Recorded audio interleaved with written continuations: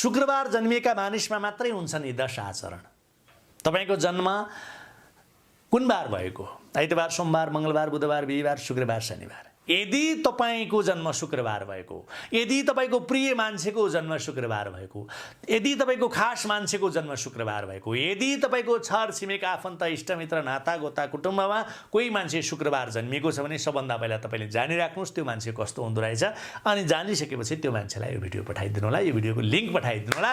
शुक्रबार जन्मिएको मान्छेको के हुन्छ भने शुक्रबार जन्मिएको मान्छेको अथवा व्यक्तिको मन, दिमाग र शरीर बहुतै राम्रो, निकै राम्रो र आकर्षक हुन्छ। पहिलो कुरा, शुक्र ग्रहसँग सम्बन्ध राख्छ शुक्रबारले, अथवा शुक्र ग्रहको प्रिय दिन हो शुक्रबार।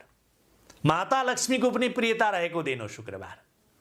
यो दिन जन्मने व्यक्तिहरू बाहिरी रूपमा शरीर हैन, त्यसैगरी मन र दिमाग पनि आकर्षक हुन्छ भनिन्छ। दोस्रो कुरा, धेरै जसो मानिस शुक्रबार जन्मिनेवालाहरू रचनात्मक क्षेत्रमा सक्रिय हुन्छन् र शुक्र